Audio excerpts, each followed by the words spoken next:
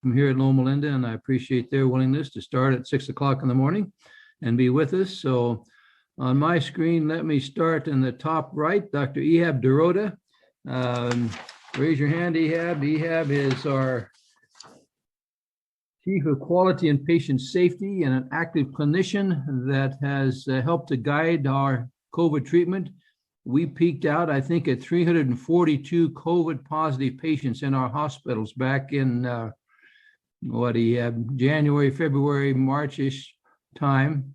And so we had a challenge, and we were converting wards to COVID and dealing with quite the issues for some time. So we appreciate very much Ihab being with us. Next on my screen is Peter Landis, the General Conference Health Ministries Director, who offered our morning prayer. And Peter is helping to intercept all the queries from around the world. And we appreciate having Peter with us to help deal with that. Dr. Laren Tan is on my upper right. Dr. Tan is a pulmonologist by background and also Chief of Innovation and Growth in our Division of Pulmonary and Critical Care Medicine. So we appreciate having him with us. Dr. Adrian Cotton. Dr. Cotton, as his tie shows, is originally from Canada, but we claim him now. And Dr. Cotton is Chief of Medical Operations here at Loma, but has been absolutely essential in managing our overall COVID response here for Loma in various ways. And finally, Dr. Michael Hogue, we recruited. Michael, where'd you go?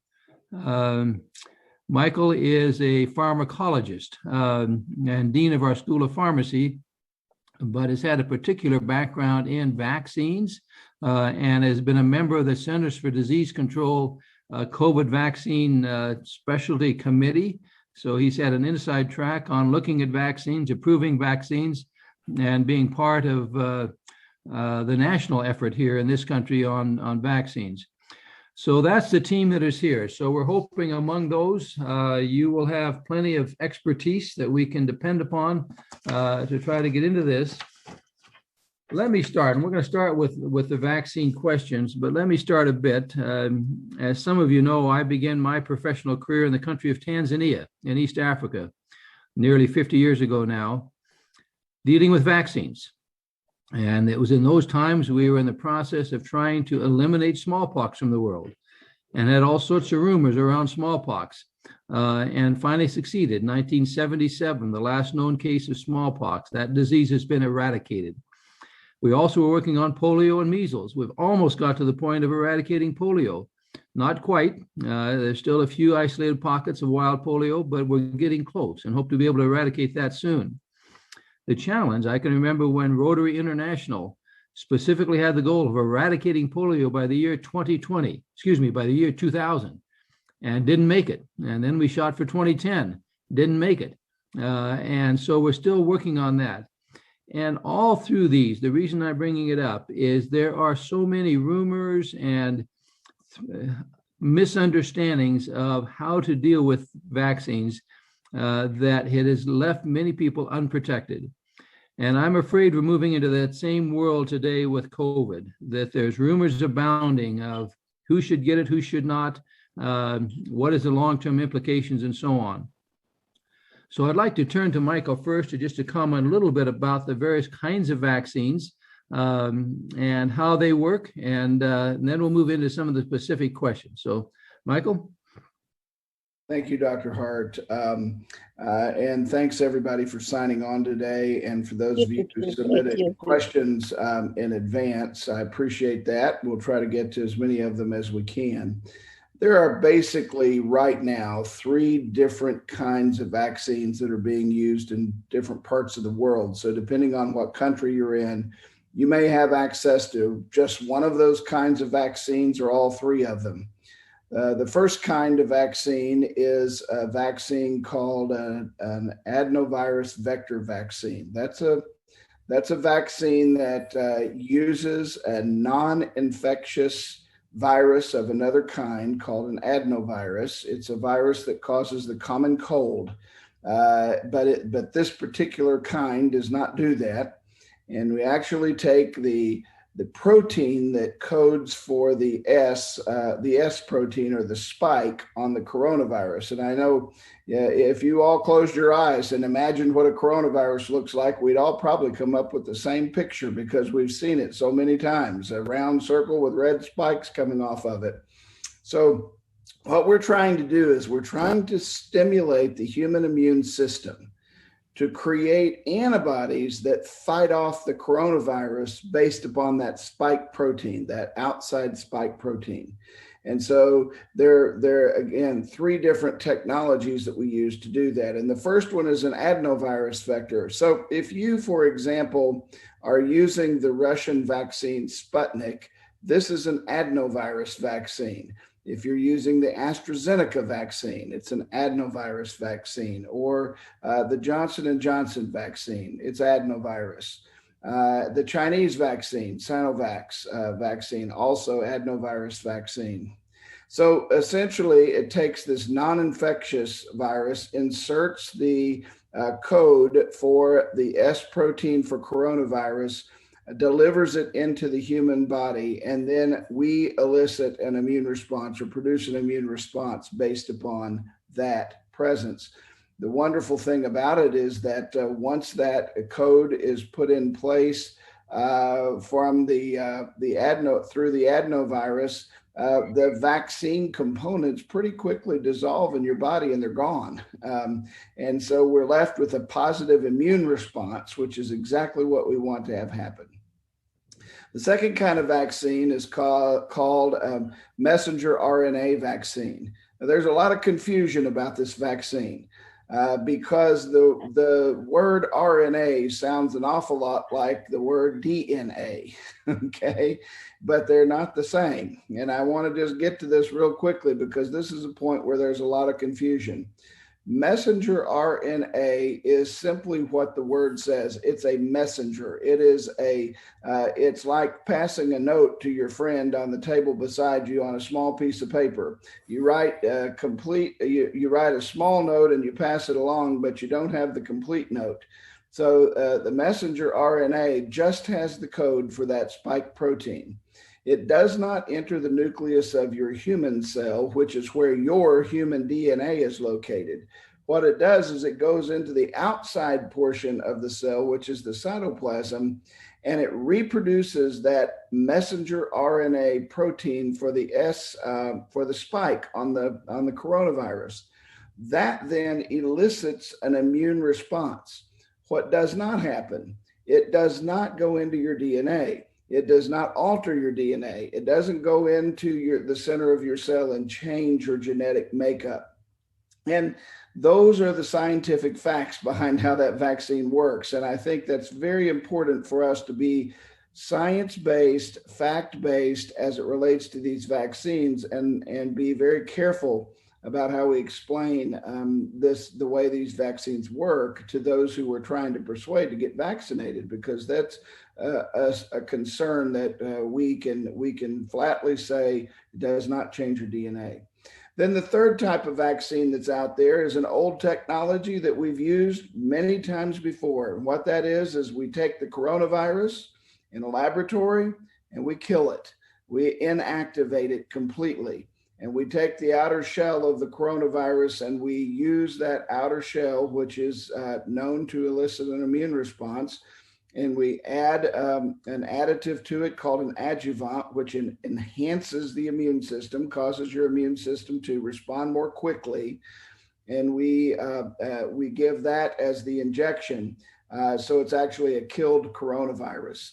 And those vaccines are also under development. So these are 3 different types of vaccines, work slightly in different ways, and they have different schedules. Some of them require 2 doses to elicit a full immune response and get your body to have a full antibody response. And some of them just require a single dose in order to give your body a full response. And so that's the way these work. And I think, Dr. Hart, one of the common questions that we get related to these vaccines is, what if I received, say, the AstraZeneca vaccine, and I come to another country and I want to receive the Messenger RNA vaccine like the Pfizer vaccine or the Moderna vaccine, is it okay to do that? Well, the answer to that question is yes, it's okay to do that. They do work differently in your immune system. The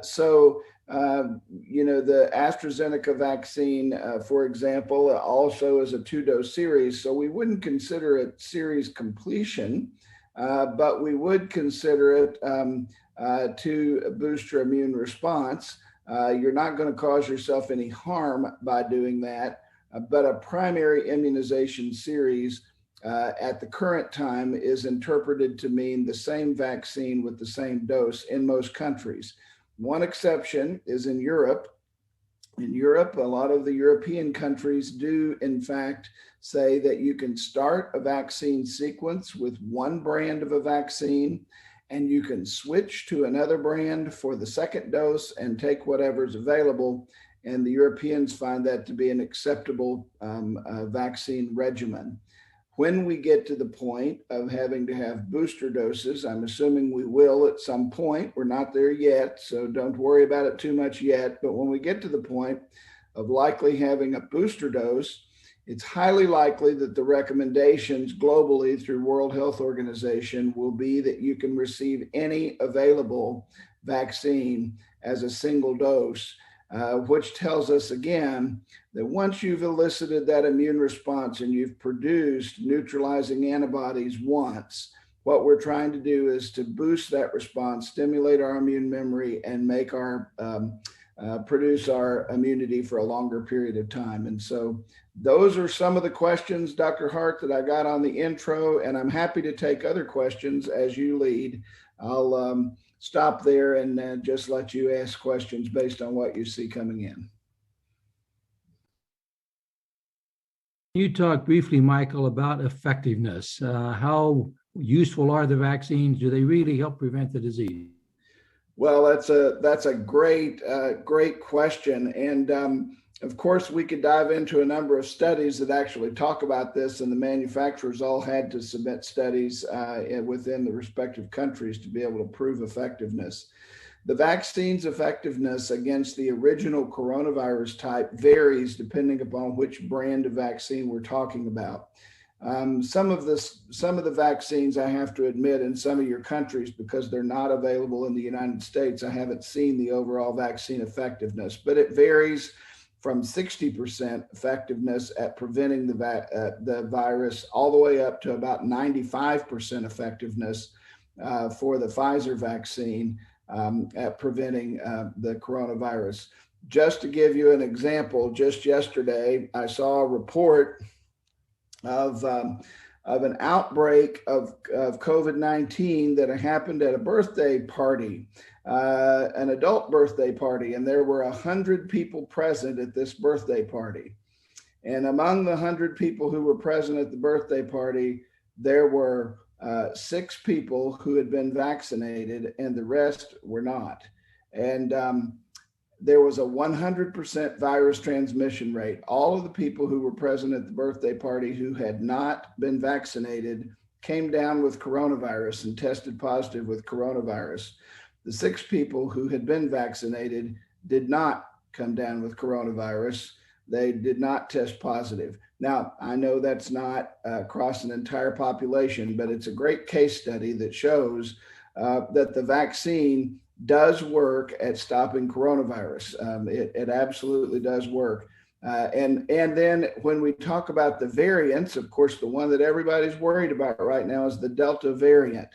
The Delta variant, folks, is something that we should not take lightly. It is very, very serious, and I'm sure other speakers on the call will talk about the Delta variant, but it is very rapidly spreading. And people who are not vaccinated are quite susceptible to it.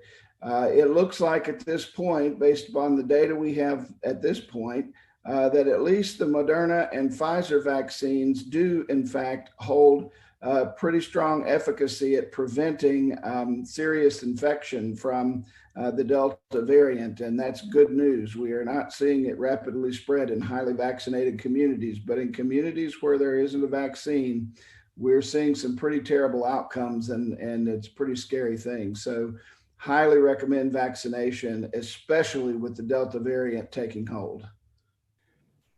Saw statistics yesterday that of the people still dying of COVID in the US, and we are still having quite a few deaths, 99% had not received the vaccine. So those who are dying are the ones who are not getting the vaccine. So that's one more evidence that vaccines are incredibly valuable and important and do not carry risk side effects. There's all sorts of rumors going around, folks. Let me assure you, the risk of the disease is far, far greater than any risk of the vaccine. So we strongly urge you to access any vaccine you can in your country. While there's variations among them, they all help, and very few people die if you get a vaccine. It protects you from serious disease, even if it doesn't protect from the disease itself.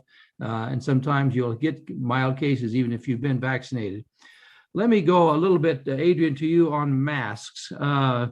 We have gone through masking episodes here in the States where we masked and socially distanced, and then we thought we got better and the mask came off, and then it got worse and the mask went back on.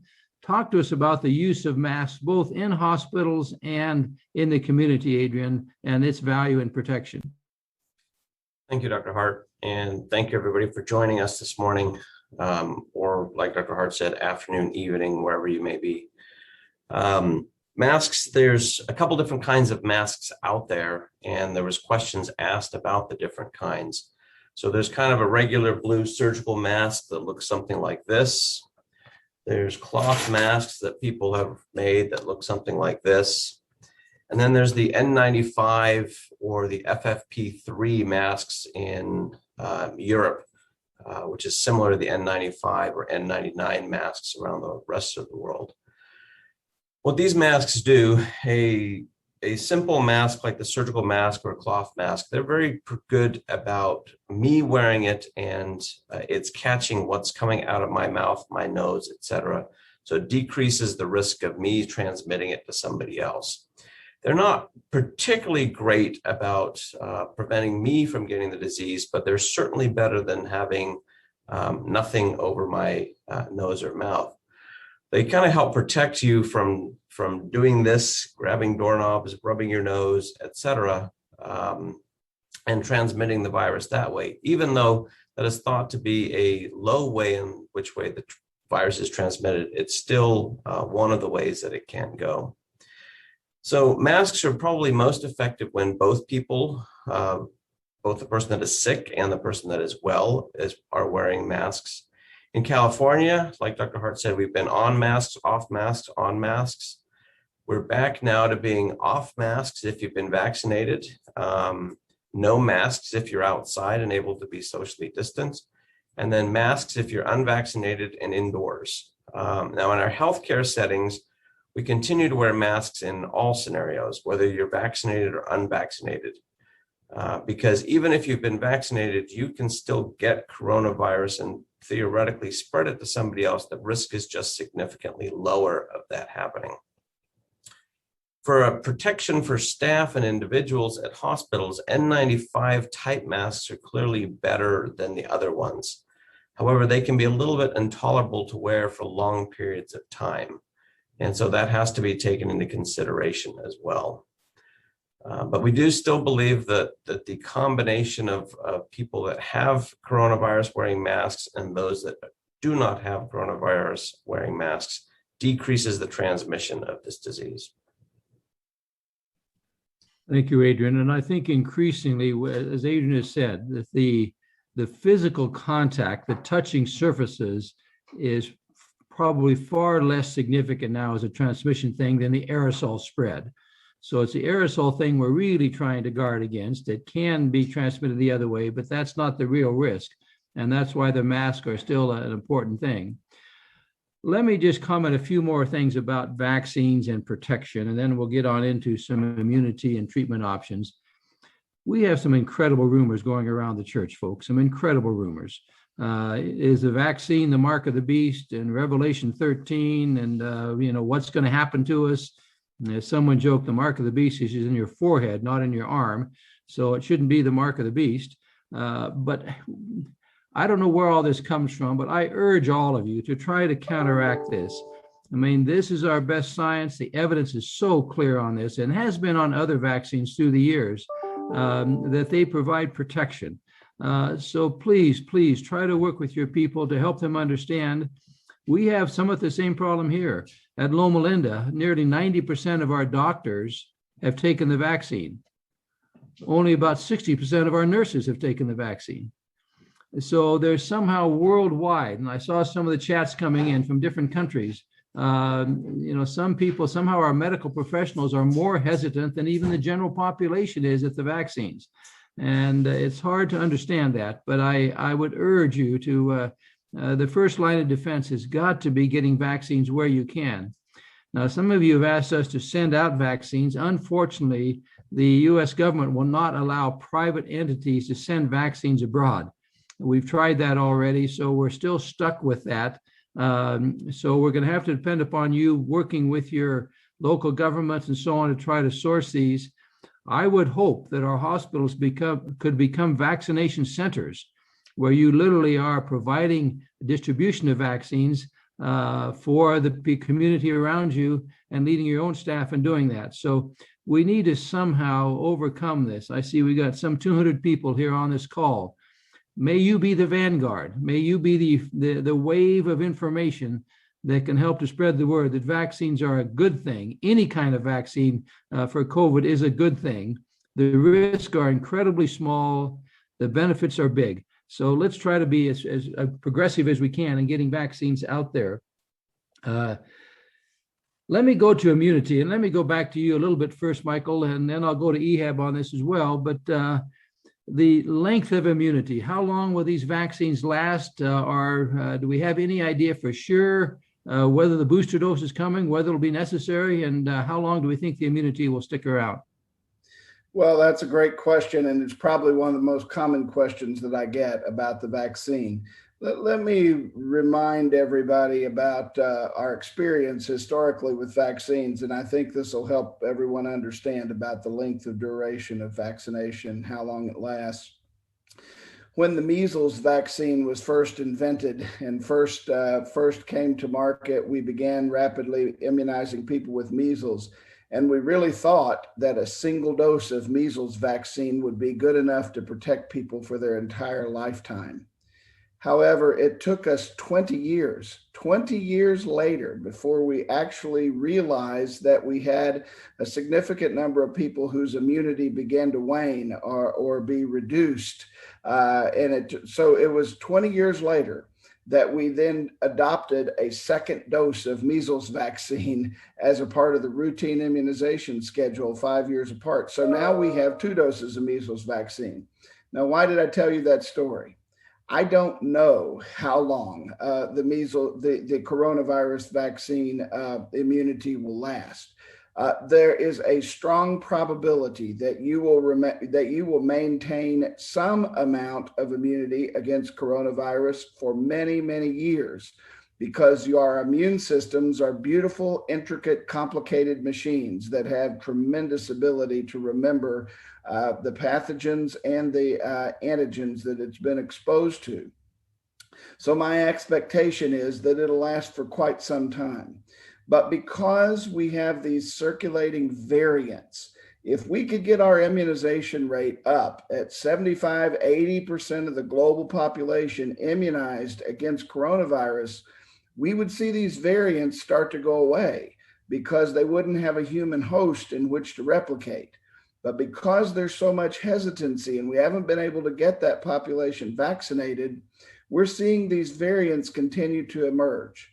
And the more variants that continue to emerge, the more important it is that we keep what we call neutralizing antibody titers high in the people who are vaccinated.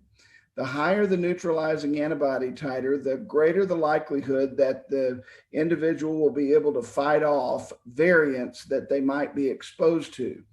And so one of the reasons why we might wind up giving booster doses of the vaccine is because we want to keep the neutralizing antibody titers high. and to prevent the variants from causing an infection. So for right now, what I would tell you is we feel very confident that you're going to have protection after vaccination for at least a year, probably longer than that. And if a booster dose is recommended, it will likely be recommended because we haven't yet reached herd immunity, and we're trying to keep everybody's immune system as strong as possible until the point we do reach herd immunity. Thank you, Michael. One final question. Should people be vaccinated if they have had COVID?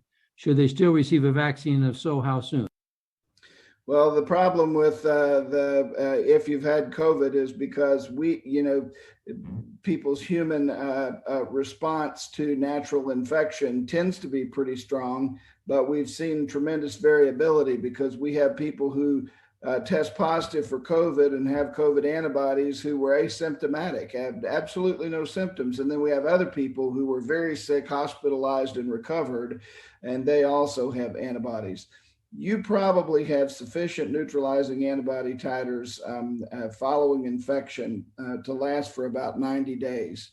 However, the World Health Organization and the U.S. Centers for Disease Control and Prevention advised that it would be ideal if you could get at least one dose of the vaccine and be immunized at sometime around 3 months after you've been infected. It could be sooner than that if that's your only opportunity to get vaccinated, but the idea is to keep those neutralizing antibodies high.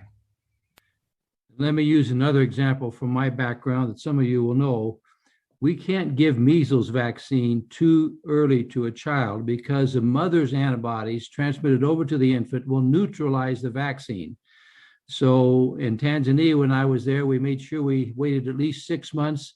In the US, we usually wait several years before we give measles vaccine because we don't want it to be inactivated by the antibodies that have passed over from the mother. So that's the point with COVID. If you give it too soon after the infection, you may neutralize the vaccine somewhat and not have full effect. If you wait too long, you may be exposed. So that's where you're trying to hit that sweet spot of 2 or 3 months after the vaccine, after the infection, to take the vaccine. But most of what I read, it is valuable to still have the vaccine. The vaccine gives actually broader coverage, more powerful immunity than the disease itself. So when you do have a chance, even if you've had the infection, please get the vaccine. Let me go, Dr. Dorotta, to you. And Dr. Dorotta handled our team here in the hospital during this. And comment first, Ihab, on the whole issue between masking, social distancing, and caring for patients and vaccine, and how we tried to handle this with our own staff in terms of being prepared to care for COVID patients. Thank you, Dr. Hart. Yeah, it's a pleasure to be here today and talk about our response for COVID during 2020. Masking was a particularly important issue for all our healthcare providers. We, as you probably all know, the range of symptoms that our COVID patients came in from ranged anything from respiratory to neuro to cardiac to GI, but some of them also did not have symptoms. And so at the doors of entry to our healthcare facility, we try to test every single patient coming to our facility through our ED, through our live and delivery, through peri-op, and even from transfer from one hospital to the other.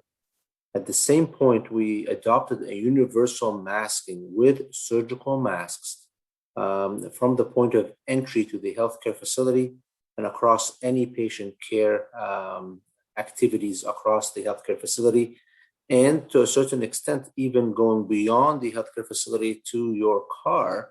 But that wasn't our necessarily ruling or regulation, but the state's. And so from our perspective, for all patient care activities and while you're in the healthcare facility, you had to wear a surgical mask. There was also some high risk activity related to either our respiratory care providers or our anesthesiologists, or sometimes also our ICU professionals who came in close proximity with known COVID patients and were dealing with airway activities such as suctioning, but also intubation and things like that, where we had recommended the use of an N95 mask with a face cover as well as eyelid cover, eye care. And so with universal masking for surgical masks and the use of N95 for the high-risk activities like managing airway, that was our overall approach to protect our healthcare providers while taking care of those patients. We did attempt to cohort all our COVID patients in specific units, specifically units that were able to isolate those patients away from other traffic and other surgical patients, other immunosuppressed patients, and so forth. And so we were able to designate certain type of units where we cohorted those patients collectively, and entry and exit into those units were guarded or limited to those who are absolutely needed for patient care activities.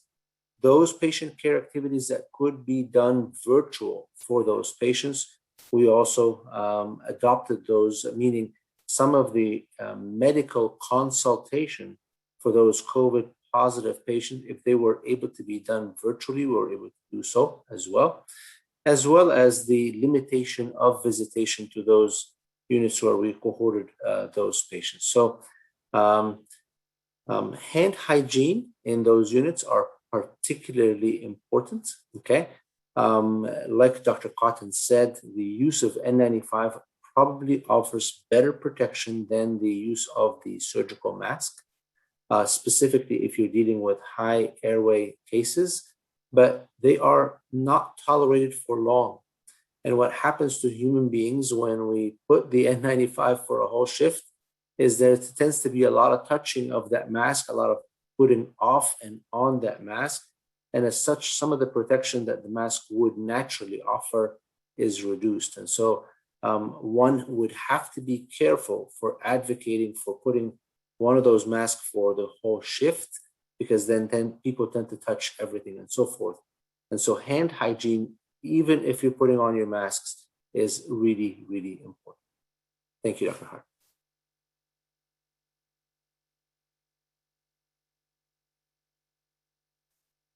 You are still muted, Dr. Hart. Thank you. As I scan those on the call, most of our participants will not have the ability to test for COVID. So how do they screen for people coming into the hospital when they can't tell, I guess, what symptoms should they look for and so on? That's question number one. Question number two, what do you do with staff who don't want to care for COVID patients, who are afraid of caring for COVID patients? Well, that's a tough question, but our range of symptoms have ranged anything from most commonly respiratory, cough, shortness of breath, and fever, okay? But also came in with common cold symptomatology like a running nose or a congestion. Also came in with GI history like diarrhea, nausea and vomiting, abdominal pain. Also some neuro symptomatology, loss of taste or smell. Some of them are not specific enough, but some of them are specific enough. Typically, if any of our patients exhibit the signs of loss of smell or taste, we are pretty confident that they have more than likely will test positive with a COVID test.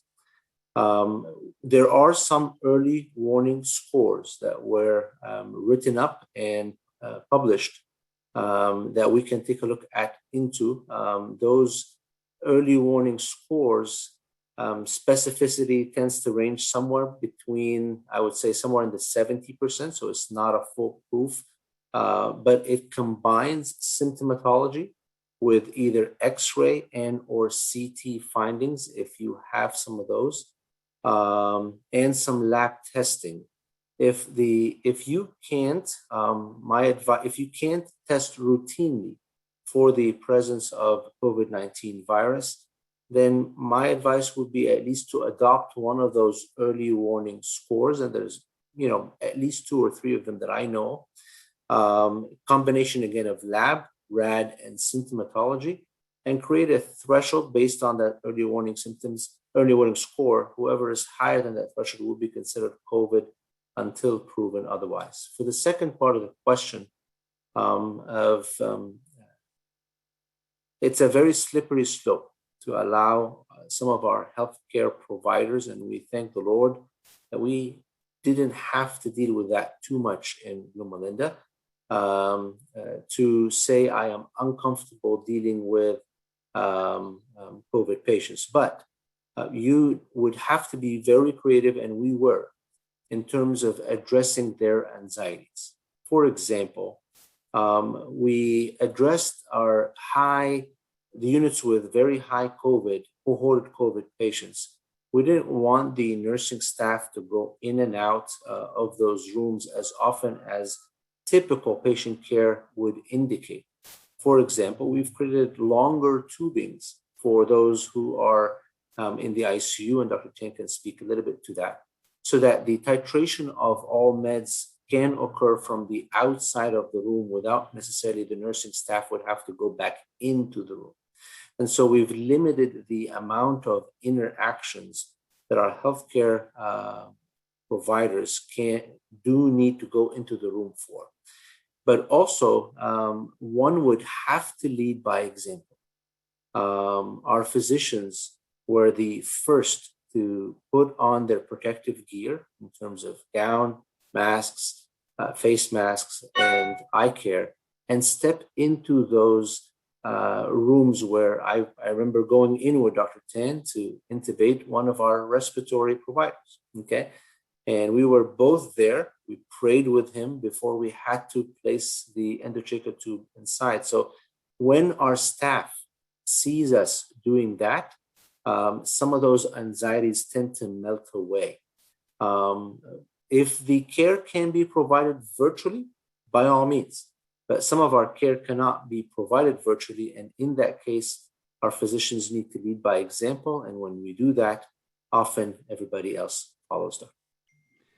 Thank you. And one final comment, and then I'm going to go to Dr. Tan and have him present some treatment options. Talk to us about keeping people out of the hospital who may be COVID positive, but don't need to be in the hospital. And we had some fairly strict protocol on that to try to keep our hospital beds available for those who really needed them. How do you make that distinction in terms of saying you go home and care for yourself at home, or with a remote care versus being in the hospital?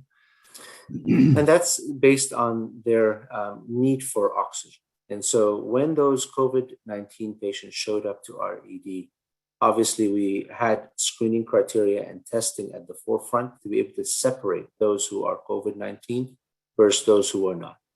Those who are COVID-19 was segregated or cohorted in a portion of our ED to address some of their severity. If their need for oxygen can be managed by delivering oxygen to their homes, that's what we did. And for most of them, that was sufficient. For some of them, they did return to RED with more severe symptoms.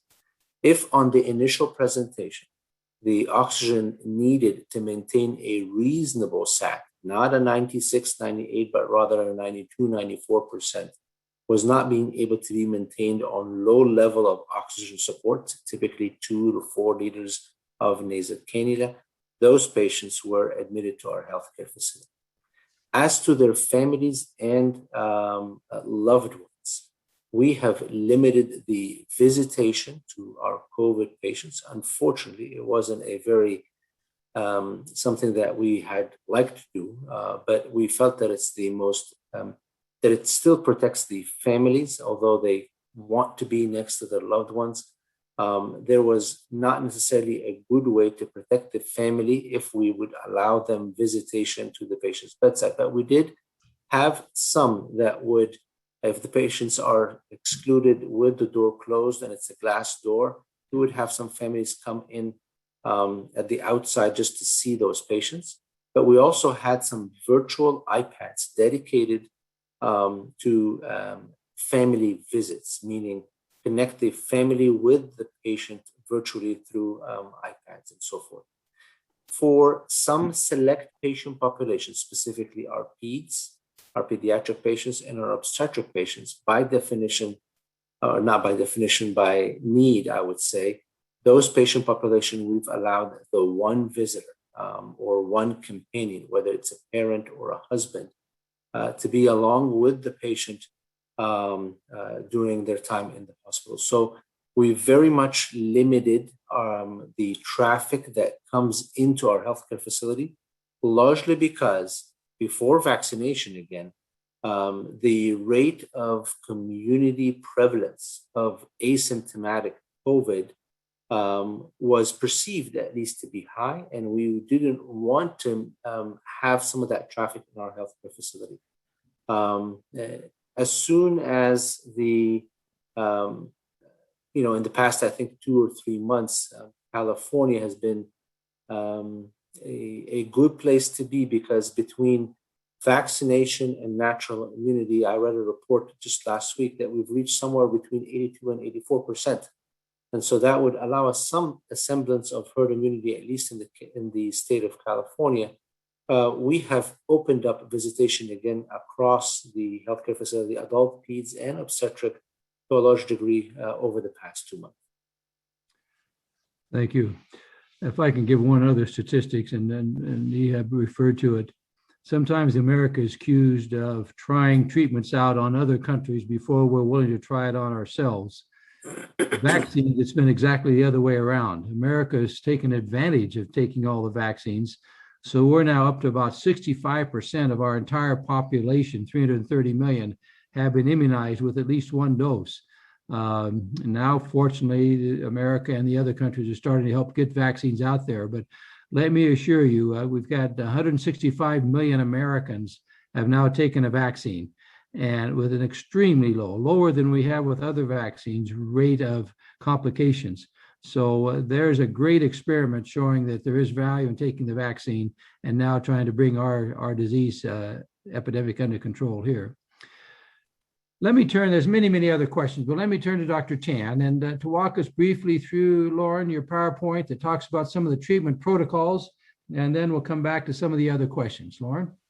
Thank you, Dr. Hart. Thank you, everyone, for your service in your ministry. And I'm about to share my screen here. And I hope everyone's able to see that. Go. Yes, we got it here. Excellent. I just wanted to just, quickly just bring this together. I understand that globally, we're going to have various different treatments. And this presentation was put together because there were so many questions surrounding symptoms and treatment. And I've done my best to be able to try to answer all of that in a very succinct way and in a very understandable way. I don't also want to exclude all the hard work that so many other individuals have done, our School of Pharmacy, our infectious disease colleagues, our surgical and non-surgical colleagues too. And with that being said, let's begin. These are a couple of the questions that were actually submitted when it came to symptoms. And so this is what I hope to be able to address as we move forward in the next couple of slides. It is very important, again, as what was stated previously, there have been a lot of various different variants that of which we've been experiencing for quite some time, variants that of which we're aware of. And the reason why I'm putting this out is that we are still learning a lot about the different variants. And what Dr. Hogue has stated previously is just that the Delta variant has been with us, at least since detected since March 2021. And so we are still currently learning a little bit more about it here within the US, and also see how we can better treat it, if at all, if there's specific treatments for these specific variants. But nothing still beats being vaccinated first. There were some questions about the symptoms of COVID-19, and especially as it regards to specific variants. From the data and the research that I've seen, there are no clear warning symptoms that are specific to each of the various different variants. I made this table for us to be able to just see that these are the common signs and symptoms of just COVID-19 in general, as what Dr. Dorotta has previously stated, and then also kind of stated a little bit more on what's most been commonly reported with the Delta variants. And that tends to be more muscle, headaches, perhaps sore throat, congestion, nausea, and vomiting. But you can see that it's really going to vary depending upon the individual. And there's nothing, again, specific for each of the variants. We do realize that older individuals, when it comes to such as more severe symptoms or who could be more severely ill from COVID-19, as we start to look at the various different age groups, you can see that mortality does increase based upon age. And of course, those of social inequities, longstanding systemic health, those things can actually affect how severely someone's actually going to be affected after getting COVID-19. I'll go a little bit more specifically into what are those specific comorbidities.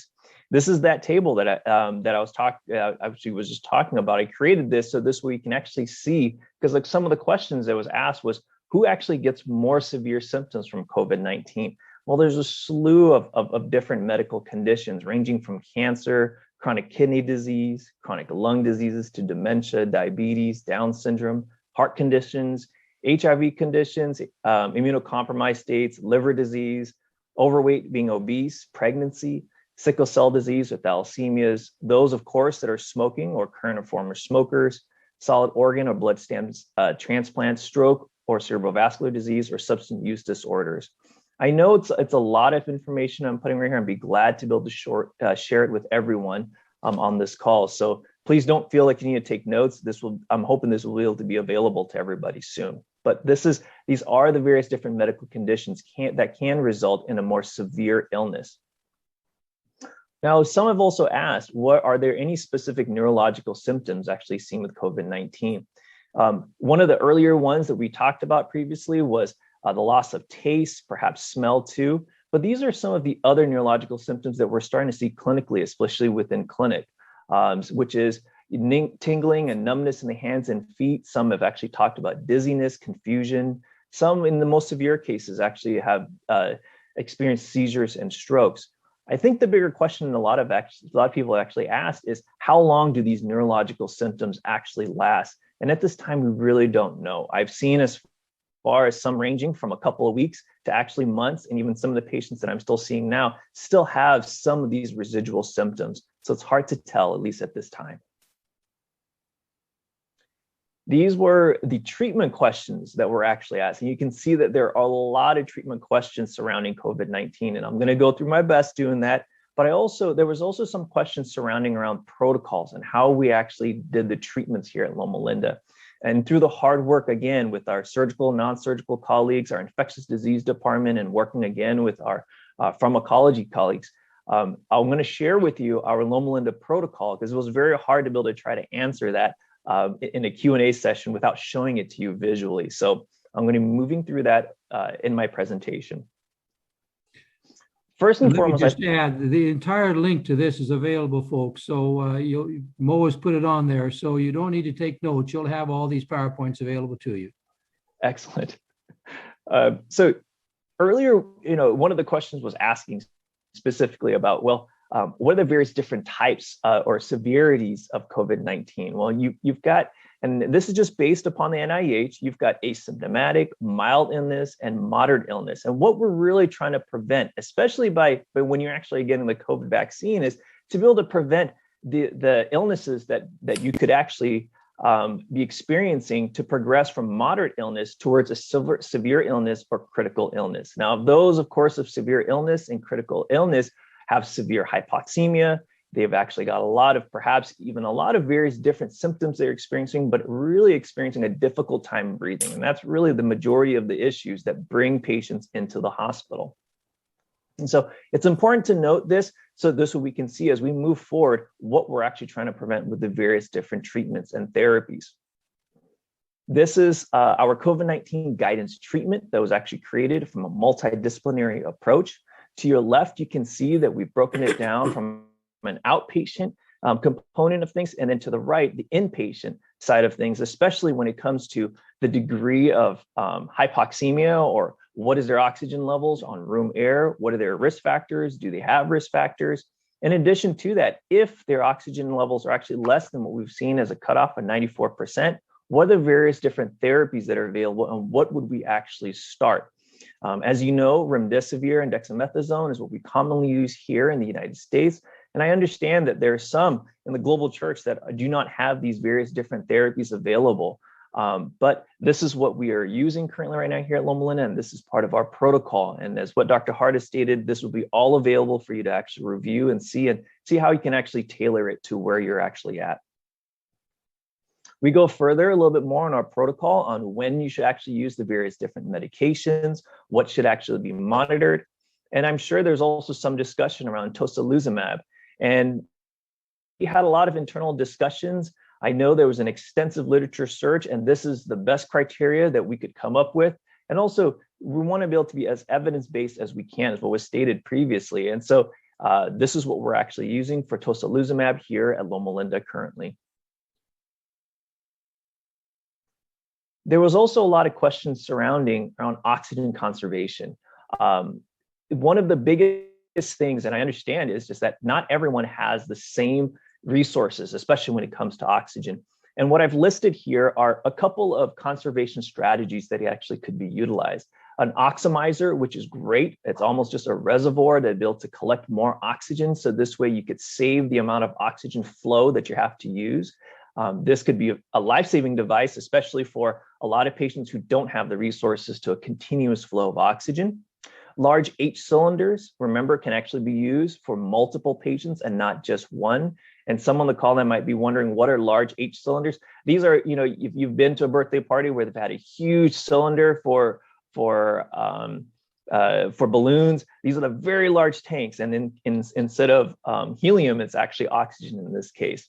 For those that have portable oxygen concentrators, you can actually use 2 different oxygen concentrators to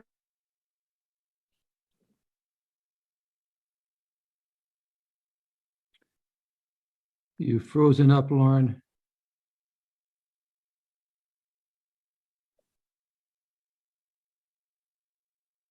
We've lost you, Laren. I don't know if you're hearing us.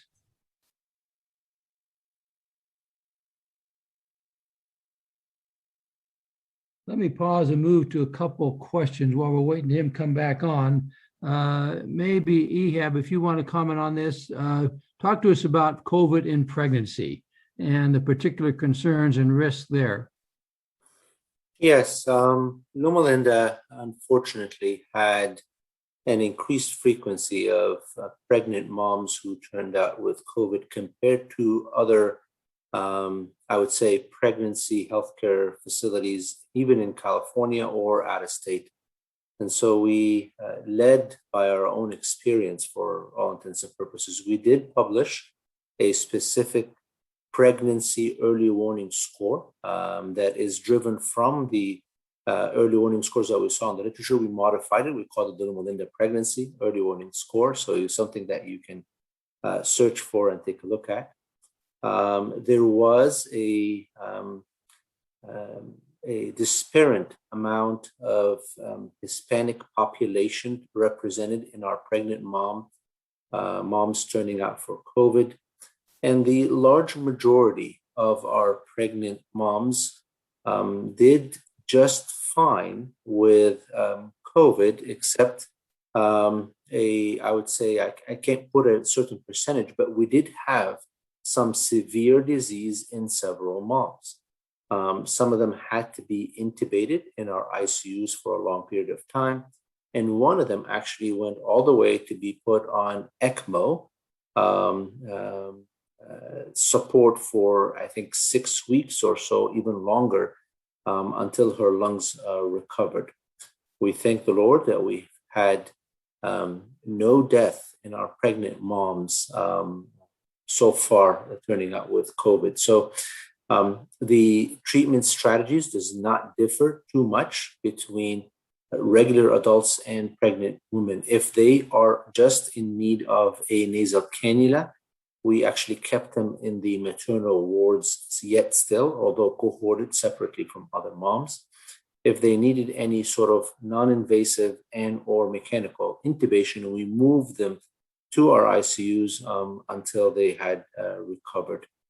Thank the Lord again, all our moms and their babies survived this pandemic. But the treatment protocol is the same. Laren is back. Thank you. Laren, we'll go back to you. Sorry we lost you a bit. Talked about COVID and pregnancy, but let's come back and pick up your PowerPoint where you were. Thank you. So sorry, everyone. I am having connections problems. I apologize. Let me get back to my presentation here. I'm hoping, I think I lost everybody at this point. Yes. The oxygen delivery shortages, especially when it comes to humidification, sterile water may be not something that is available around your area. So using distilled water may be a great substitute, especially in the bottles that were previously containing empty sterile water. So that's just something to consider. And this is something that's been put out across the United States for various different hospitals that are having issues, especially with resources. And then more specifically, a Y connector can be used to deliver oxygen. So from one unit or one tank, you could actually perhaps use it to supply 2 patients with oxygen. But of note, it's very important that we realize that the amount of flow or the amount of oxygen is going to be reduced to each of those patients. And that's just based upon physics itself, okay? So whenever possible, we are still trying to push for evidence-based conservative oxygen saturations. Our goal is not greater than 98%. If you can target between 92 and 94%, you're great. In some instances, we've targeted, hey, if we're greater than 88%, that's fine too. This is just a quick little, I'd say, visual aid for us. I want everyone to be able to see what I've discussed. It's available on the internet. It's free. It's something that for those areas that might want to be able to pick and choose how you could better conserve the oxygen that you have within your hospital or institution, this is one way to look at it. And then as I transition on just a little bit more, there has been some questions around this long COVID-19 or these long haulers.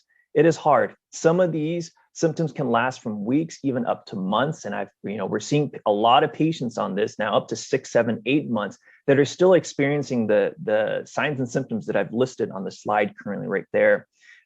Do we have a specific treatment? The answer is really no at this point. A lot of the care and what we're actually doing is really supportive. There are some models that are being studied across the United States having a multi-specialty disciplinary approach, which includes mental health, as we realize that is a big component to a lot of the long haulers or long COVID-19 symptoms that people are experiencing. But we don't have a specific treatment really at this time. We have seen a lot of post-viral inflammatory reactions that are going within the airways after COVID. And so inhaled steroids and bronchodilators are commonly used. In addition, for some patients, a pulse dose of steroids have been used and it has provided some benefit. But what are the long-term effects? And do we have something really that's going to instantaneously change things around? The answer is we just don't know that at this time.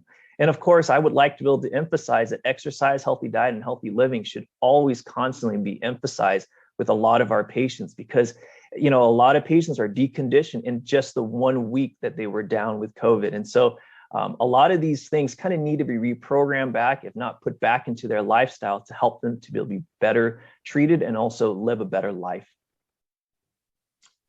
There was a question about care and prevention tips. I've taken this specifically from our Loma Linda website on how to prevent COVID-19, especially if you're taking care of patients or family members that actually have COVID-19. And this is really something that we've already all been discussing, as what Dr. Cotton previously stated, with the masking, great hygiene. I think these are all the different various things that actually can be done. And there are a lot of various different resources out there, especially on the internet, and some of which I've just put down from our CHEST Foundation on little tidbits and graphics on how to clean your home, how to clean your hand, and especially with masks. And so with that, Dr. Hart, I'd like to turn it back. I know I've gone through this very quickly, but I know there's a lot of questions that need to be answered. So thank you. Thank you very much, Lauren. And we'll spin around on those. Let me go to your last point. And Peter, I'm coming to you, man. Unmute yourself. You look healthy. I know you eat well. You get some exercise. You're a little bit overweight, but not too bad. Isn't that enough? Do you still need to take a vaccine? Well, absolutely, I do. And you took some of the words out of my mouth, because as I was thinking about this presentation and what is being said, one of the criticisms that comes to us as health professionals, all you guys talk about is therapy and vaccines. What about healthy living? Healthy living undergirds, is foundational to our daily lives. It's part of the Adventist health message. It is not something which we use from time to time, but it's something which we should live every day during the pandemic and when there's, God willing, no more pandemic. As far as the vaccine is concerned, Dick, I was foremost in the queue, in the line to get one when they became available, because I believe in the importance of prevention, not only of the healthy lifestyle. And just as a little defensive aside, I walk 10,000 steps every day, and and my Fitbit is not faulty. But we've been shown, and the science is incontrovertibly clear. There are three things, and you brought this out so beautifully in the beginning, talking about measles and smallpox. There are three factors which have led to increased longevity. That's not renal dialysis and heart transplantation. It's sanitation, clean water, and immunization.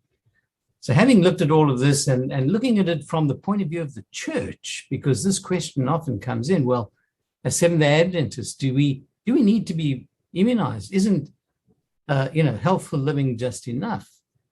Well, the statistics that you have all shared today make it very clear that immunization makes the difference. It's an added to, it's not an either or. And so that's what I would simply answer to your question, Nick. I do. Thank you, Peter. And I think all of us who are in this business recognize the value of vaccines. When I get the question of, well, isn't lifestyle good enough? My response is, God has given us an incredible immune system. Man. An immune system designed to fight infections. And vaccines basically take advantage of that immune system by saying, hey, a new enemy is coming. Let me warn you about it. Let me get you prepared so when you meet it, you can deal with the thing. So this is not going against God's advice. This is actually using the system he's given us to prepare our bodies to meet any new infection. Mm-hmm. Having said that, let me go back, Adrian, to you for a minute. Contraindications to the vaccine. Laren had a long list of diseases that are more susceptible to COVID. Are there contraindications to getting the vaccine, or should we just, can anybody get it? So that's a great question. The answer is there probably truly is no contraindication to getting the vaccine. If you've had a vaccine that's been made out of some similar product that you've had an anaphylactic reaction to, then yes, you probably shouldn't get the vaccine. However, that's few and far between. So generally, again, the side effects and the immediate side effects of getting this vaccine are very, very small. Yes, you'll get pain in your arm, but you get pain in your arm if I punch you in the arm as well. But from a true contraindication perspective, there's no medical illness that would suggest that you shouldn't get this vaccine. And if I can again build off Dr. Tan's list, it seemed to me as I've watched the data, the two biggest risk factors are obesity and age. The older you get and the fatter you get, the more at risk you are. So I think it's particularly important that we watch people like myself, who are getting both old and fat, that they are at most risk for trying to avoid this disease. Dr. Dorotta, let me come back to you. Talk to us about children and COVID and what is unique about caring for them and the risk that is there and what to do with vaccines in children. That's a really good question, Dr. Hart. Our kids in the last year, 2020, the prevalence of COVID illness in them has been way less frequent than in adults. Having said that, they do acquire some of the same symptomatology of severe disease if they do come to the hospital. An entity called MIS-C, where the same inflammatory processes that are seen in adult patients, some also with the thrombogenic properties as well, and encountered in our young kids. We were grateful that Loma Linda's experience and the national experience in pediatric COVID, it is way less deadly, at least in the past year. Everybody is aware of newer reports coming of Brazil, at least in the past week, that perhaps the Delta variant is a more severe form that affects our kids and carries with it some of increased mortality. We have not seen that yet here in our United States or in California in particular. But Some of the treatment options remain the same for our COVID positive patients or kids. And the MIS-C, all the patients, all the pediatric patients that we've had with MIS-C, which is named again for the inflammatory process similar to what the adults have recovered fully to discharge. And again, I would repeat, we've had no fatalities in COVID-19 from kids. Now, we are still awaiting, and Dr. Hogue can comment on this, vaccine trials for those less than 12 years of age. And I've vaccinated all my family. I have 4 kids, one of them under the 12 years threshold. So he's the only one that remains unvaccinated, but everybody else is vaccinated, including my parents as well. So perhaps there's also something to be said about the high risk, Dr. Hart, sorry to tangent really quickly, in terms of age and or medical comorbidities. The vaccines are not all the same in terms of effectiveness. And they do range from, like Dr. Hogue saying, from somewhere from the 70s all the way up to 95%. And in the areas where we lack some knowledge, we can extrapolate from what Dr. Hogue is saying into possibly saying, if you are one of those high risk patient populations, meaning elderly and or carrying comorbidities, and you happen to live in a country that the only vaccine available is one of those lower effective vaccines, and then you travel into an area where some of those vaccines with higher effectiveness is available. I don't know what Dr. Hogue would recommend, but I have seen some countries, especially in the Middle East, where the only form of vaccination is the Chinese one. When they do have access to the mRNA vaccines, Pfizer or Moderna, they take an extra shot. I'm sorry I tangented, but I just wanted to throw that in really quick. Okay, let me ask another question that's come in here. Dr. Tan, I'm looking at the group. You may be the only one young enough to still have a possible pregnant wife. Would you give a pregnant wife a vaccine? To answer your question, Dr. Hart, the answer is yes. Based upon what I've also presented, pregnant women are at high risk for contracting severe illnesses from COVID-19. This has been echoed very highly and recommended by OBGYN colleagues here too. And so, now I think the thought is really, are you really going to complicate or the risk, not only just the mother's life, but also the developing baby's life too. And so it's very important that we think about this, and we also think about the life that's slowly growing too. So pregnancy is not a contraindication to getting a vaccine. Is there anybody you would not give a vaccine to? Go ahead. No, there's not somebody. I would say the question may be a little bit different. There are some people who we should test more to make sure that they've got antibody titers developing after the vaccine, which is our immunocompromised patients. They might receive the vaccine and not get the intended benefit because of the disease state. So there are patient populations who not only should get immunized, but they should be tested following their immunization to make sure that they've actually gotten the benefit from the vaccine. Specifically, we touched on it a little bit earlier, not only in terms of the timing after a COVID infection, but whether you got a monoclonal antibodies during that infection as well would affect the timing for the vaccine afterwards. And so, no, the answer to the question is there's not a group of patients other than the less than 12-year-old, not because of unsafety, but because of unpublished data so far. And I know the companies are doing that as we speak, but there's not a group of patient population that should not receive the vaccine. I would go as far as there's a group that we should test to make sure that they've gotten the benefit from the vaccine.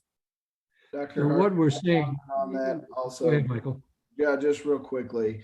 If you have patients who are immunocompromised, let me just also say they should definitely receive the vaccine. but because they're immunocompromised, they may not have as strong an immune response as we would hope in an otherwise healthy person. So you still have to follow all the same infection control protocols that you would follow for immunocompromised people.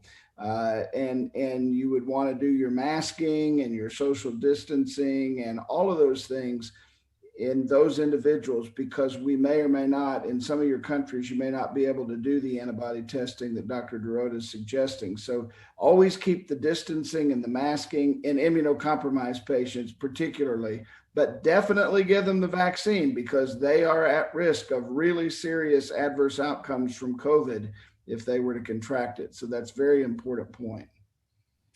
Okay, and I see several comments. Someone trying to get pregnant. Any contraindications of the vaccine? No. Somebody breastfeeding. Any contraindications of the vaccine? No. This vaccine, it's beneficial. There may be antibodies passed on to the baby through breast milk, and there's some suggestion of that already in the literature. Okay, I want to talk a bit about variants, and then I want to end up, we're just about out of time, on how do we overcome some of the resistance to vaccines. But let's talk a bit about the variants. Dr. Chan had a summary of some of the variants that are coming out. The Delta one, as we're worrying about most here in the US, the Delta variant is now in every state of America, spread rapidly across this country. It's quite heavily infected nearby here in Los Angeles. So who would like to comment a bit more about the variants and what we can do in anticipation of those? Adrian? So as with all viruses, we expect variants to appear. When the virus finds something that's decided it's going to stop it, it will mutate into a different version that will try to make it, it's trying to create its own survival. So the variants are expected. We see this basically with all viruses. We see this with influenza every year. There's multiple different strains of influenza. So you can liken it to that to some degree. The strategies that we had for protecting us from COVID the first time should work as well on all the variants. And there's good data, at least on the mRNA vaccines, that they will protect you from the variants as well. Data published out of England, where the Delta variant has hit pretty hard, shows that the mRNA vaccines have about a between 90 and 96% protection rate against severe disease and 100% protection rate from death. Now, you can never truly get to 100%, but it's very close to that. So I anticipate we will continue to see variants over the years to come. And again, the practices that we have used for the first quotes few variants should continue to help benefit us for the variants in the future. So basically, in summary, there's basically hardly any contraindication to getting the vaccine from any disease state, because all those risk factors are increased for COVID when you have those diseases. The only question is, if you're immunocompromised, you may not get as good a reaction to the vaccine. So you need to check for sure that you've got the antibody response and the effectiveness that you have. The variants are coming. They're coming fast. And so we're all looking at the third or fourth surges happening because of the variants. We're hoping the vaccines will hold. They look like they're pretty good, particularly the mRNA vaccines have broad coverage for this. Let's talk a little bit about overcoming some of the resistance to vaccines. And this seems to be particularly strong among healthcare workers who have heard rumors of one kind or another. As I think we've said, there's no evidence that it impacts pregnancy, no evidence it impacts the ability to get pregnant. There's no evidence that it's contraindicated in breastfeeding. In every situation, these vaccines are beneficial. The biggest issue seems to be around just let me wait. We are in the United States what we call an emergency use authorization, or EUA. Because these vaccines came online so quickly, our Food and Drug Administration said we'll give them a temporary clearance now. We expect that soon, and I'll ask Michael to comment that. We expect that soon to go to full authorization. So don't let people hide behind that, oh my goodness, it's experimental, therefore we shouldn't use it. because that's purely a time-related phenomenon. Michael, you want to comment on that? Yeah, but both of the mRNA vaccine manufacturers in the U.S., Moderna and Pfizer, have submitted for both U.S. FDA and European Union authority approval for permanent licensure of those vaccines. We expect any day now, frankly, for the FDA to release their final approval of both of those vaccines based upon the data. Dr. Hart, I do want to comment on one thing that I think raises a lot of the concerns that people have about vaccines. As you all are well aware, both the Europeans and the US have pretty extensive safety monitoring systems. In the United States, it's called VAERS, the Vaccine Adverse Event Reporting System. And in Europe, it's called EUDRA, EUDRA. And these are voluntary reporting systems where anyone who is involved in a vaccination process can report if something unusual happens to them, whether it's the day they got vaccinated or 3 months or 6 months after they got vaccinated. Anything that they're concerned about, they can report. Including patients. Patients can report to these systems. It doesn't have to be just healthcare professionals that report to them. So those are open systems that any consumer can access. So if you or I were to go on the Vaccine Adverse Event Reporting System website, and we wanted to look and see how many people reported that they had a rash relative to their dose of COVID vaccine, we could put those parameters in and it would give us a report. However, just because that's there doesn't mean that the vaccine actually caused the rash. It just means that it was reported by people that they had a rash. They could have worked in their garden 24 hours later and picked up a rash from a pesticide or poison ivy or something else. But it gets reported. It's not a definitive causality. So what I would say to you is that the VAERS system is wonderful. It does let epidemiologists then do research on things that they think might be more serious and of a greater concern so that they can investigate those things.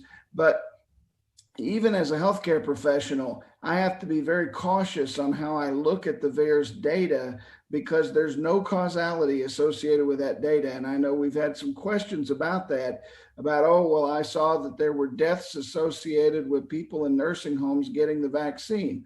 Well, that's through EUDRA's reporting, self-reporting data. And it doesn't mean that the vaccine caused those deaths. It's just that people reported that there was a death that occurred in some weeks after someone got vaccinated.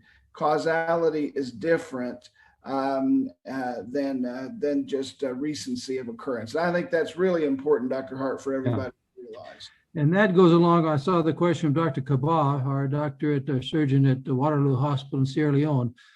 People who had asthma got the vaccine and their asthma got worse.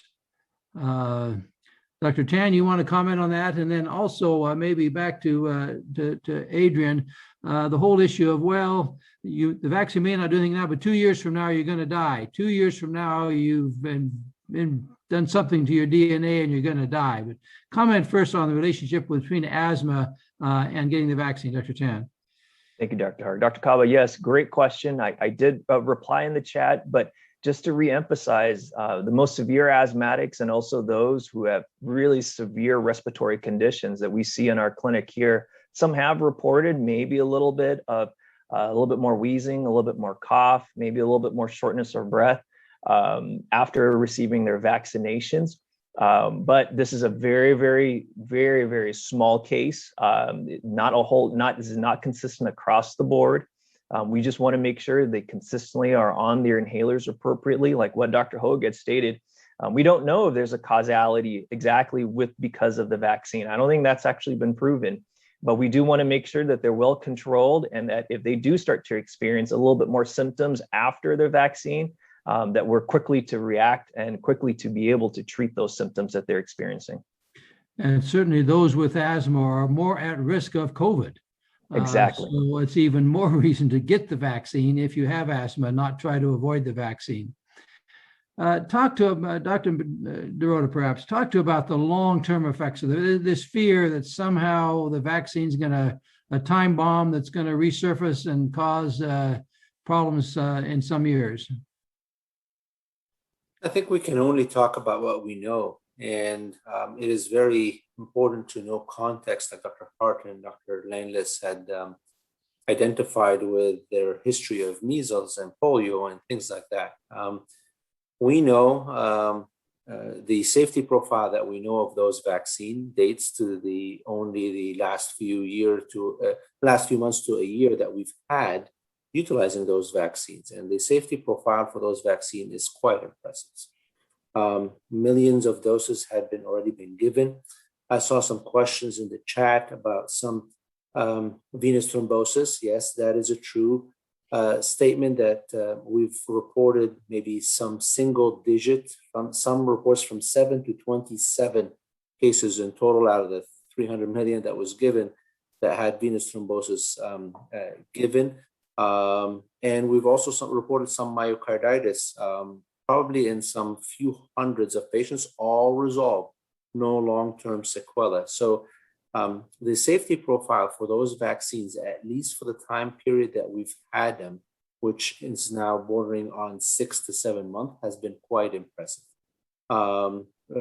There is no scientific rationale to give us guard about long-term sequelae either, okay? And so I feel pretty confident that those vaccines should be given to all people, especially the ones at risk. Couple that with the fact that vaccination, even if we don't have data, let's say a year or 2 or 3 in terms of the long-term outcomes, one should make those decisions based on a risk-benefit analysis. So if there is still not knowledge of long-term safety of such vaccines, although, again, there's no scientific rationale to have any concerns, there is quite a bit of literature concerning the risk of COVID. And that's how that decision should be made, okay? The risk of COVID for our high-risk patients, especially, I mean, I've seen a lot of people, healthcare professionals, turn from the hesitancy group into first in line for the vaccines only after they have encountered a close friend or a relative or a family who had succumbed, unfortunately, to the COVID illness. And so those decisions need to be made on a risk-benefit, and the risk severely outweighs the risk of having untoward sequelae, including succumbing to COVID, severely outweighs any additional risk that one would perceive from getting the vaccine. So a high, good safety profile for the 6 to 7 months that we've had, and no scientific rationale to have any long-term concerns either for the vaccine.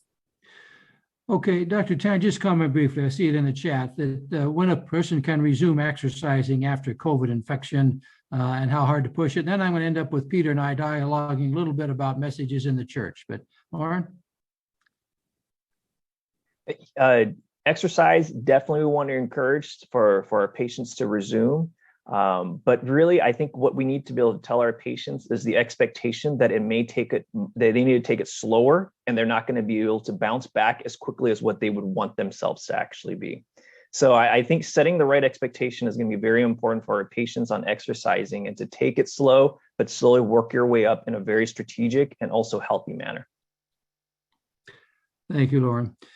Let me end up with another comment about vaccine resistance. We have folk in the church that are using internet, using the web to push out messages that are frankly inaccurate and very unfortunate. There's an organization now called Liberty and Health that's arguing that vaccines are dangerous. You have the right to resist those. I think the position, Peter, in the church is no one's mandating vaccines. The church does not have any right to counteract any personal feelings you may have. So we're not mandating that everybody should get vaccinated, but we are recommending strongly, based upon the scientific evidence that we have, that vaccines are a good thing, that they use God's given immune system to strengthen you against potential infections.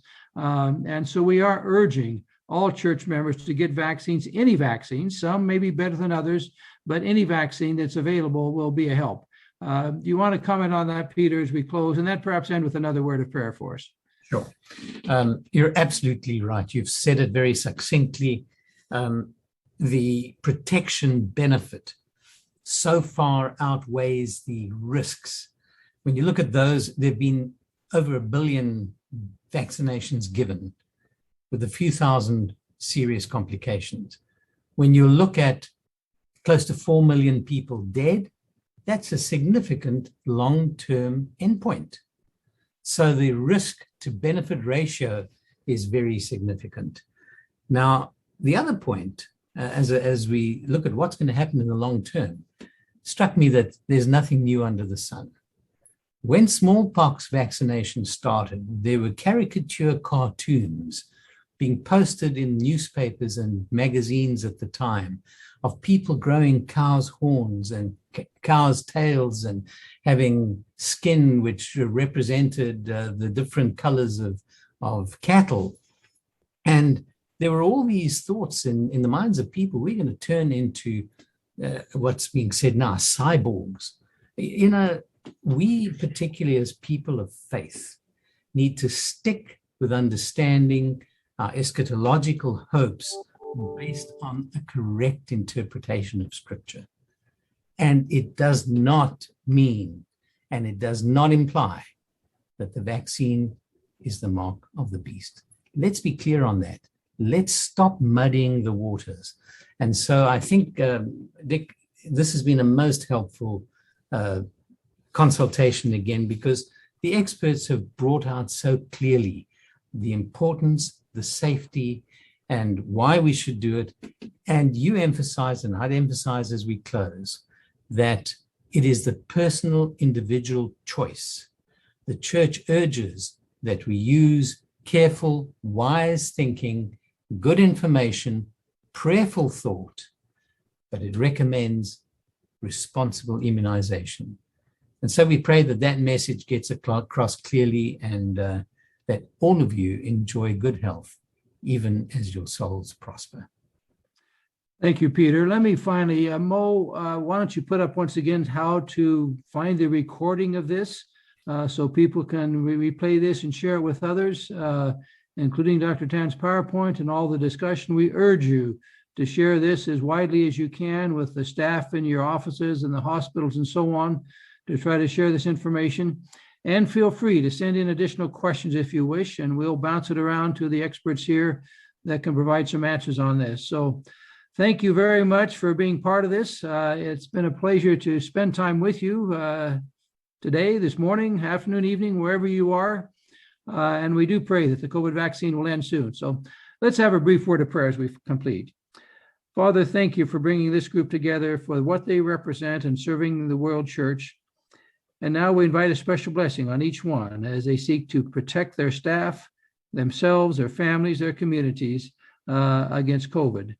Thank you for your blessings. We pray in your name. Amen. Thank you all, and goodbye. Thank you. Bye-bye. God bless.